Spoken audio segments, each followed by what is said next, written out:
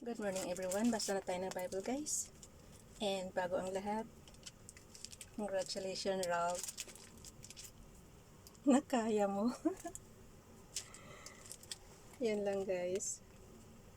After 8 months, kayang-kaya pala. Dito na tayo muna sa ano ba ang topic natin? Pang June 30 na natin.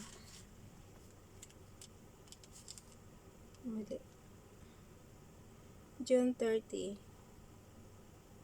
Job chapter 17, 18, and 19, and Acts chapter 10 verse 1 to 23.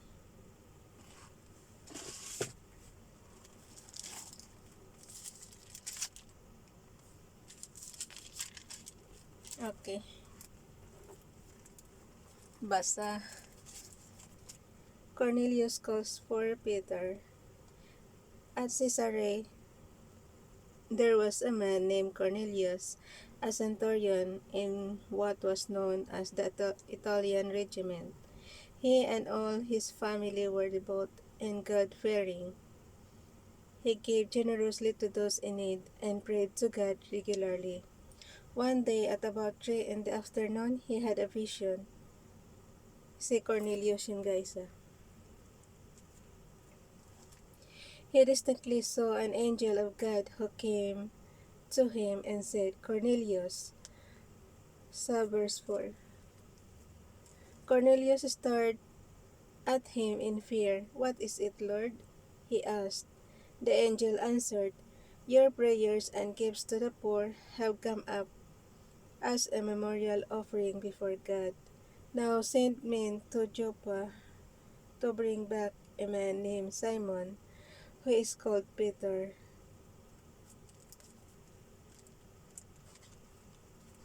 He is staying with Simon the tanner, whose house is by the sea. Nasa dagat yung bahay?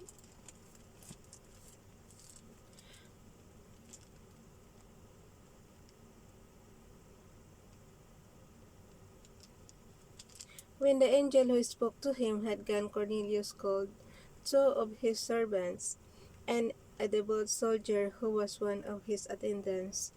He told them everything and had happened and sent them to Joppa. Peter's vision.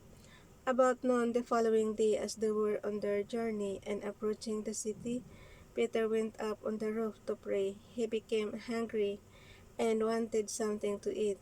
And while the meal was being prepared, he fell into a trance. He saw heaven opened and something like a large sheet being let down to earth by its four corners. Ang galing nila nung araw guys, no? Di ba si sa Olden ganun din? Bumukas din yung heaven. Tapos ito naman si Peter, nakita din niya, bumukas din. Ayan o sa verse 11. He saw heaven opened and something like a large sheet being let down to earth by its four corners. So yun, excuse me.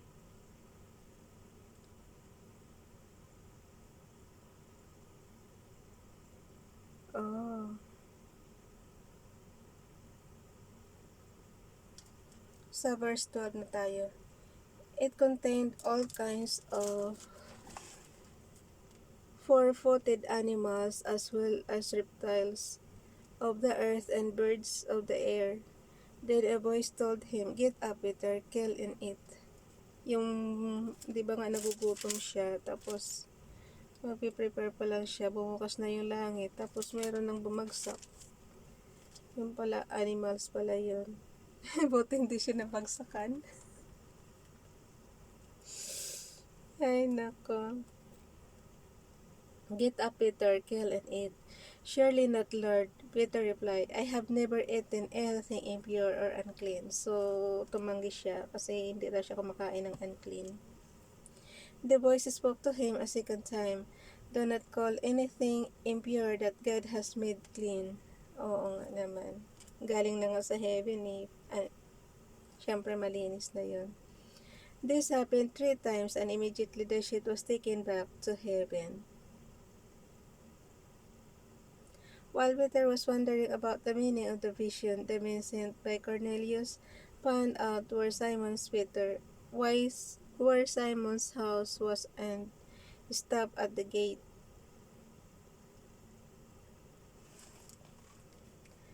They called out asking of Simon, who was known as Peter, was staying there. While Peter was still thinking about the vision, the Spirit said to him, Simon, 3 men are looking for you. So get up and go downstairs.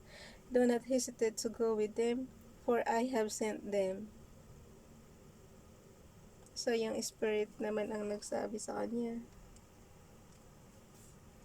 Peter went down and said to the men, I am the one you're looking for. Why have you come?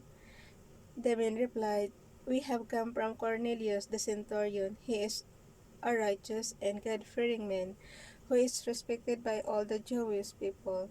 A holy angel told him to have you come to his house so that he could hear what you have to say. Then Peter invited the men into the house to be his guest. So, hanggang dyan lang siya, hanggang 23. Lagyan natin ng tanda at baka mamaya kuha tayo description. Dito naman tayo sa 17, 18, 19 ng Job. Basa.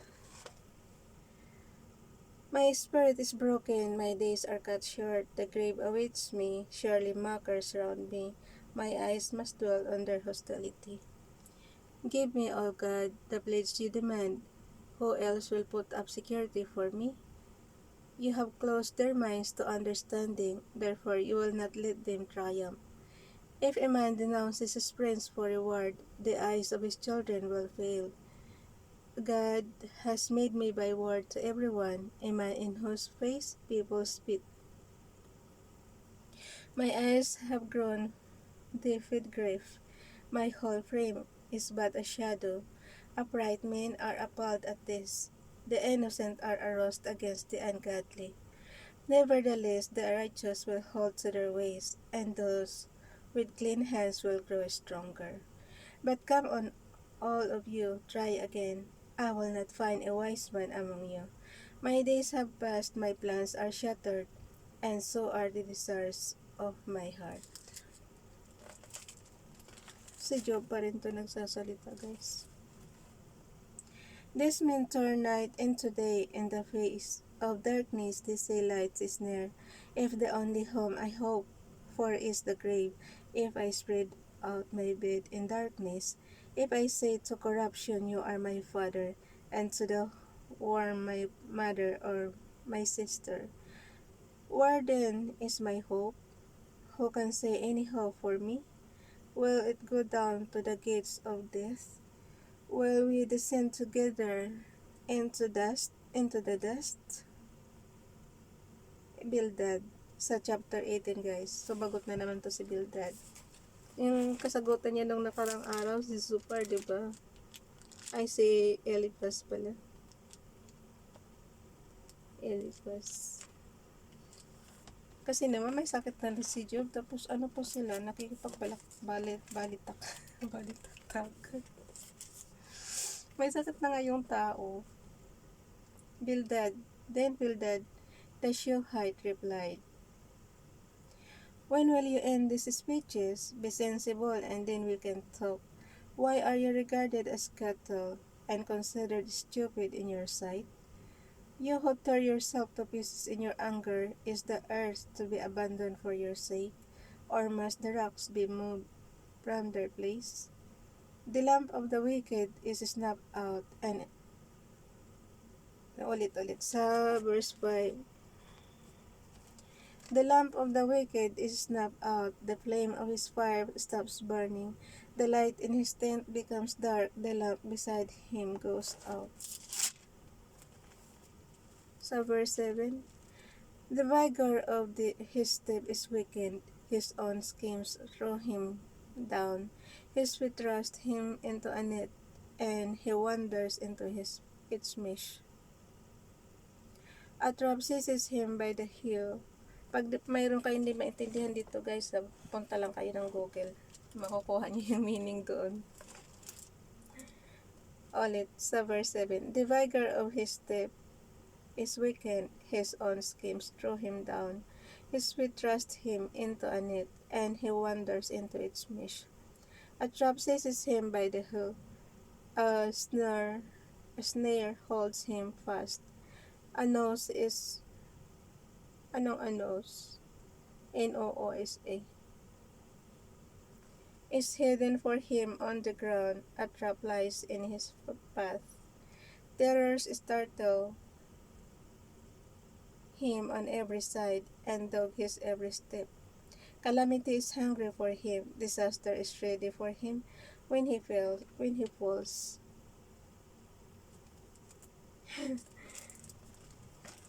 Hindi kasi natin makikita kasi nga sobrang liit na mga sulat na to. Pag ako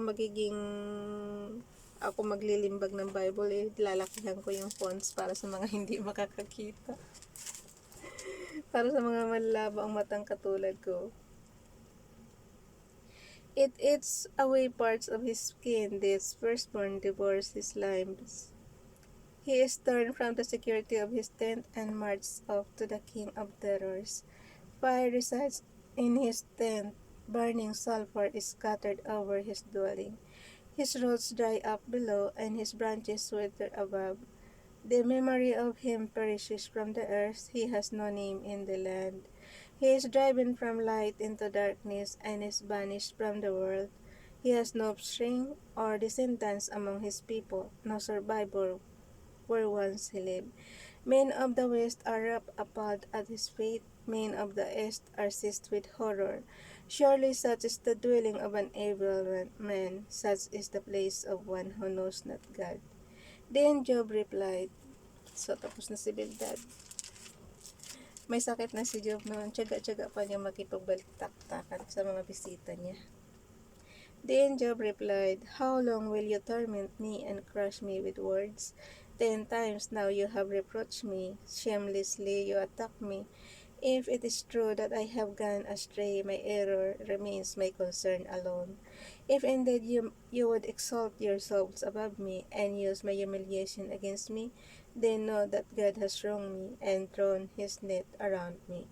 Though I cry, I've been wrong, I get no response. Though I call for help, there is no justice. Sa verse 8. Inom muna tayo guys, napagod na ako.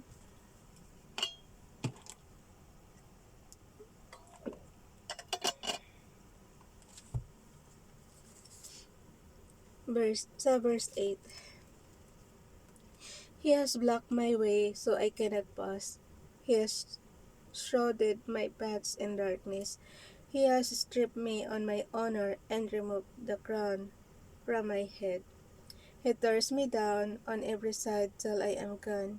He uproots my hope like a tree. His anger burns against me. He counts me out among his enemies. His troops advance in force. They build a siege ramp against me and encamp around my tent.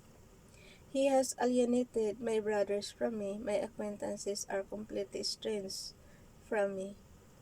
My kinsmen have gone away. My friends have forgotten me. My guests and my maidservants count me a stranger. They look upon me as an alien. I summon my servant, but he does not answer, though I beg him with my own mouth. My breath is offensive to my wife. I am loathsome to my own brothers. Even the little boys scorn me when I appear. They ridicule me. All my intimate friends detest me. Those I love have turned against me. I am nothing but skin and bones. I have escaped with only the skin of my teeth. Have pity on me, my friends. Have pity, for the hand of God has struck me. Kawawa man si Job. Parang pag ganito na ang sitwasyon mo guys, parang parang ayaw mo na talaga mabuhay sa mundo pag ganito na. Parang ka nang lahat na ng kaibigan mo, wala na. Lahat na ng mahal mo sa buhay, wala na. Parang iniiwasan ka na. Ganun. Ulitin natin sa verse 21. Have pity on me, my friends. Have pity, for the hand of God has struck me. Hindi nga si Father God yan. Si Satan nga yung nagtest sa'yo. Why do you pursue me as God does? Will you never get enough of my flesh? Oh, that my words were recorded, that they were written on a scroll, that they were inscribed with an iron tool on lead, or engraved in rock forever. I know that my Redeemer lives. I know that my Redeemer lives, and that in the end he will stand upon the earth. And after my skin has been destroyed, yet in my flesh I will see God. I myself will see him with my own eyes. I, and not another. How my heart yearns within me. If you say how we will haunt him, since the wrath of the trouble lies in him. Excuse me. You should fear the sword yourselves, for wrath will bring punishment by the sword, and then you will know that there is judgment. So, hanggang dyan na siya. Tama, 17, 18, 19. Okay, bye everyone. God bless.